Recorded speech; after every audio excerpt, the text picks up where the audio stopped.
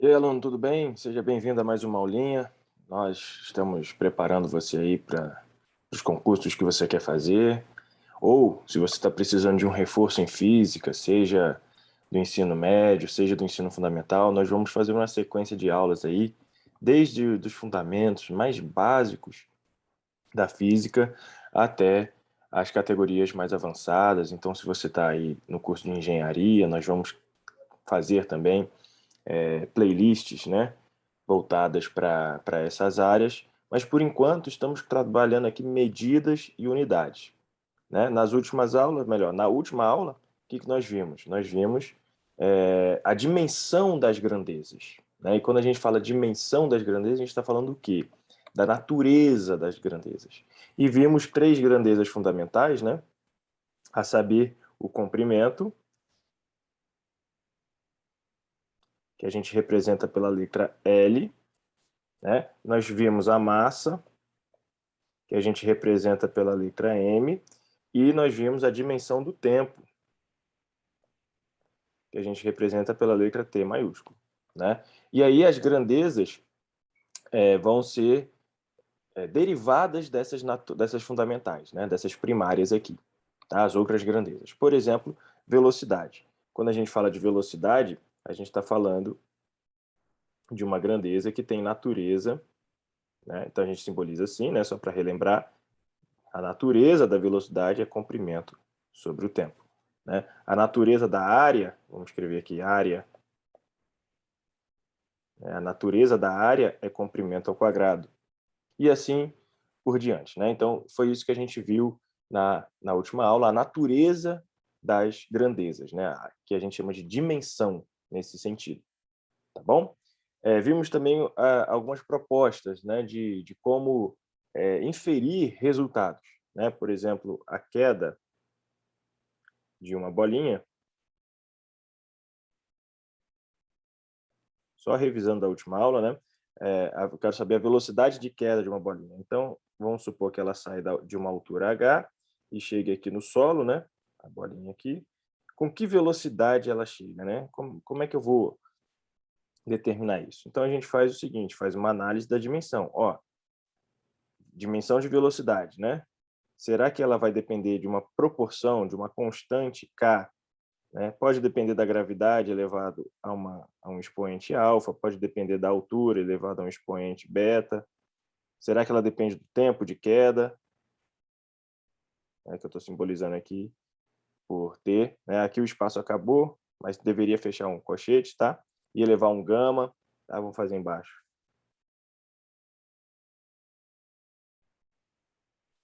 Então, multiplicaria aqui o T, elevaria um gama, e faria análise dimensional disso, ou seja, desse lado só pode ter L sobre T, e do outro lado também só poderia aparecer uma constante K, né, que não depende de nada, né, ela é adimensional, L sobre T. Tá? E se cair na diagonal, será que depende desse ângulo? Θ? Aí você faz uma função de θ, já que o θ também, esse ângulo, né, ele é adimensional, é o número puro. Tá? Mas hoje a gente vai falar de unidades. Olha aí, finalmente, né? Unidades. Tá? A unidade, ela é um padrão estabelecido para efeito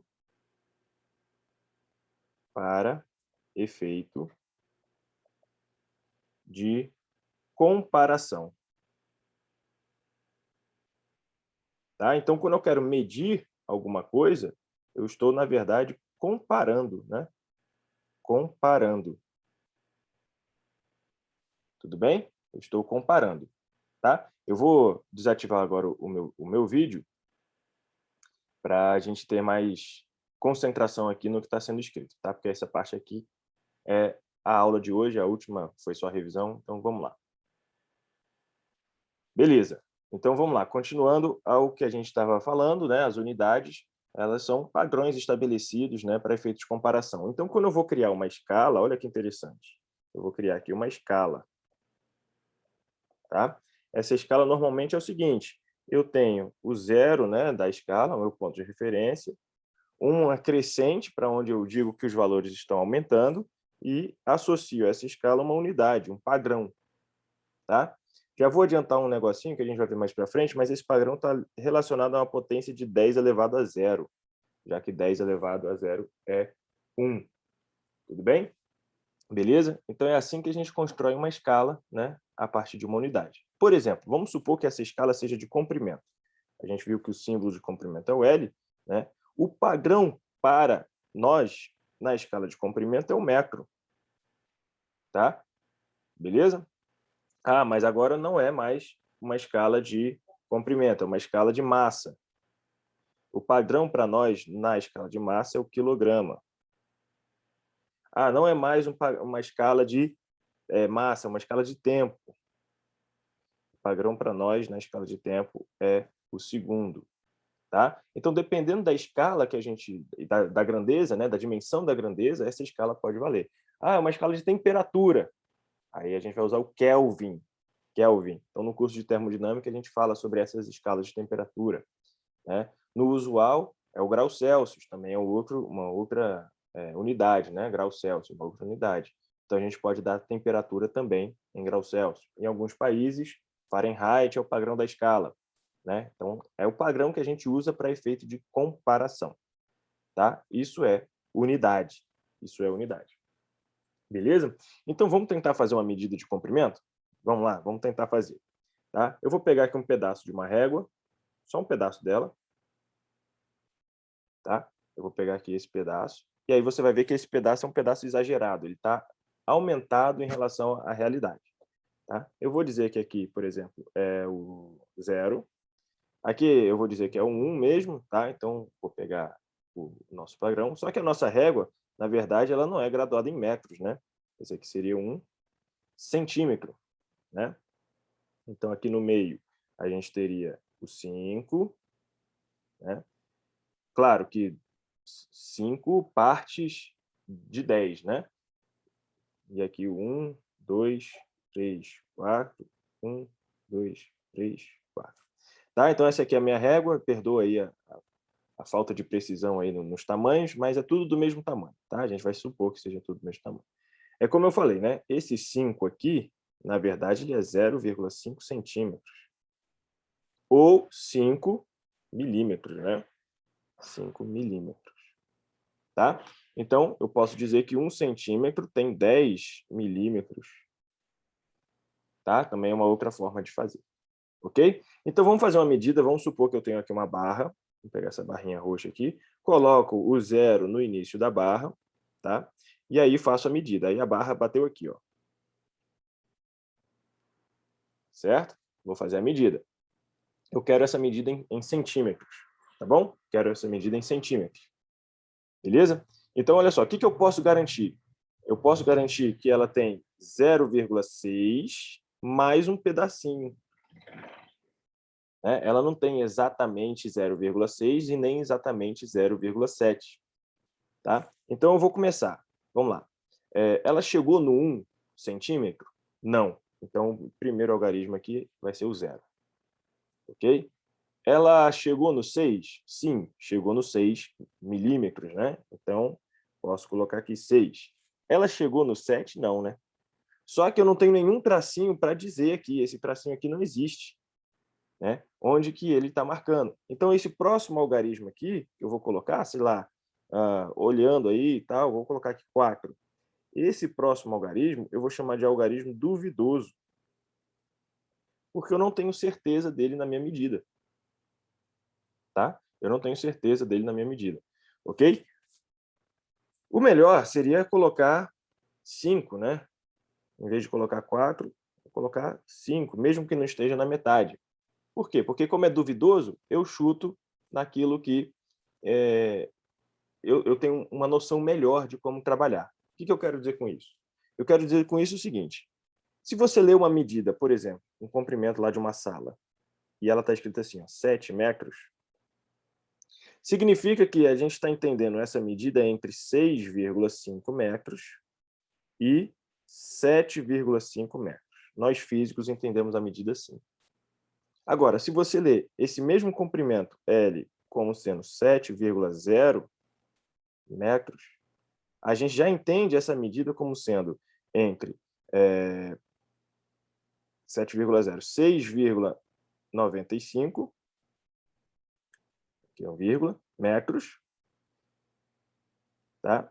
Ou 7,05 metros. Então, veja que eu tenho uma precisão melhor, né, nessas medidas. Se eu coloquei uma casinha decimal a mais, eu aumentei a minha precisão da medida.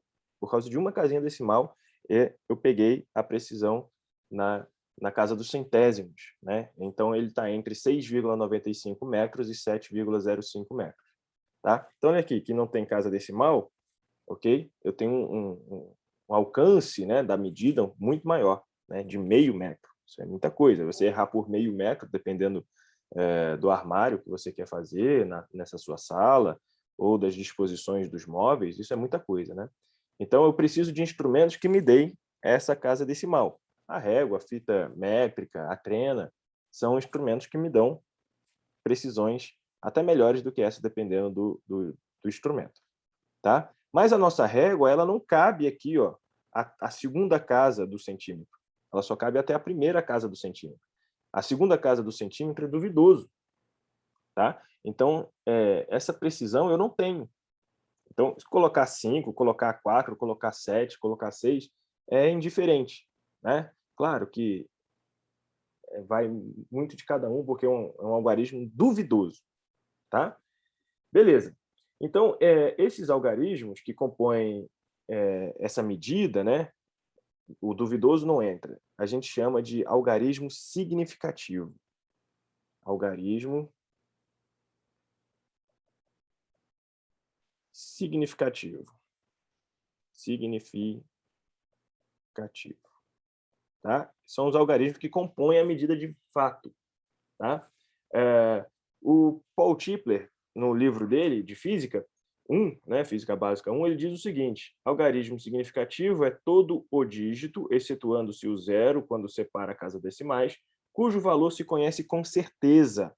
Então, o algarismo significativo, segundo Paul Tipler, é relacionado à certeza e não ao algarismo duvidoso. Tá? E aí ele falou do zero. O zero, ele é um algarismo que pode ser significativo ou não, depende da posição dele. Por exemplo, essa medida aqui, 2,50, sei lá, 2,50 reais, 2,50 metros, 2,50 graus Celsius, 2,50 segundos, sei lá, qualquer coisa. Ela vai ter 3 algarismos significativos, porque eu estou dizendo que eu conheço esse zero. Peguei aqui o azul, mas não foi. Eu conheço esse zero, conheço esse 5 e conheço esse 2. Tá? Então, todos esses algarismos aqui são significativos. Então, aqui eu vou ter 3 algarismos, ou dígito, né? Dígitos, algarismos significativos.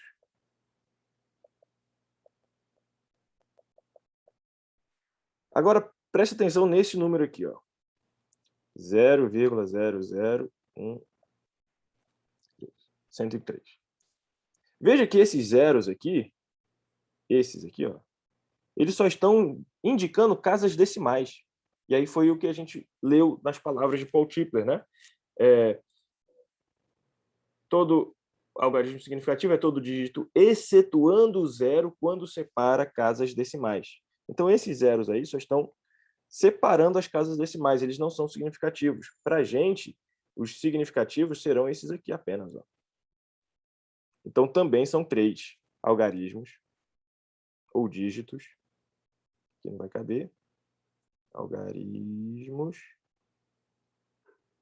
significativos.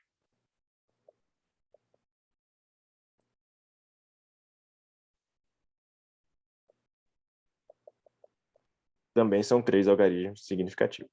Tá? Porque eu posso andar com a vírgula e escrever esse número numa notação especial.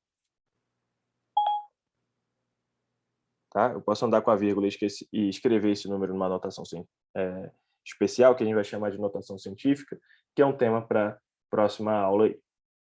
Tá bom? Beleza? Então, essa é a ideia aí do algarismo significativo para entrar na nossa medida. Então, veja que, naquele nosso exemplo, né, voltando aqui, eu teria essa medida em milímetros, essa medida em milímetros aqui, ó, seria 6 e alguma coisa milímetros. Eu não posso garantir que ela passe do 7. Eu sei que ela está entre o 6 e o 7, né? Então, eu colocaria, sei lá, 6,5 milímetros. Tá? Então, eu estou fazendo essa medida, e aí eu sei que ela está entre o 6 e o 7. Por quê?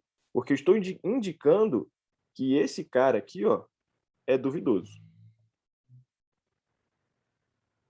Tá? Estou indicando que esse cara é duvidoso.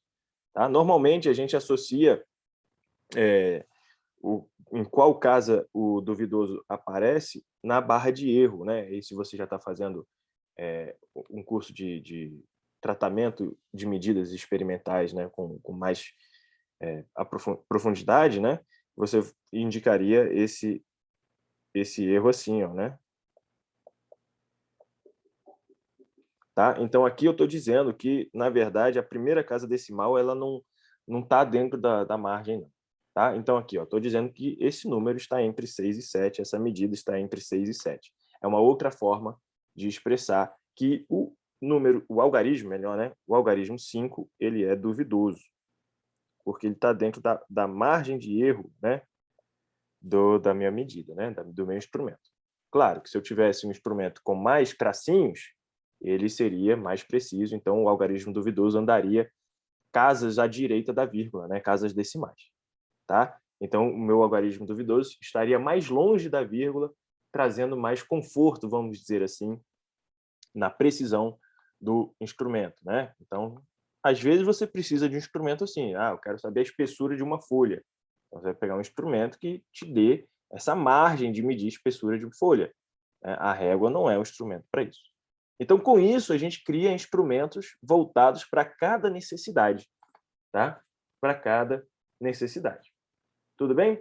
Então, vamos fazer só um exemplo. A gente já está terminando nossa aula. Vamos fazer só um exemplo aqui, ok? De como operar esses algarismos. Como operar esses números, na verdade, né?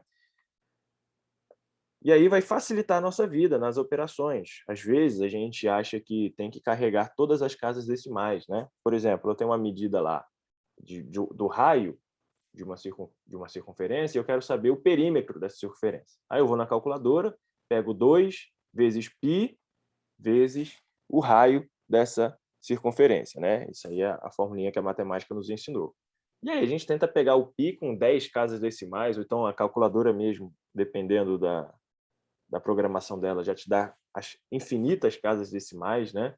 Que pode existir, ou pelo menos as casas já calculadas desse número π, e aí ela coloca todos esses algarismos desse número irracional π, e aí você fica carregando na conta todos esses algarismos e fica perdendo tempo, porque não é assim que a gente calcula, tá? A regra geral, vou até colocar aqui, ó, regra geral. A gente vai se basear no menor número de algarismos significativos.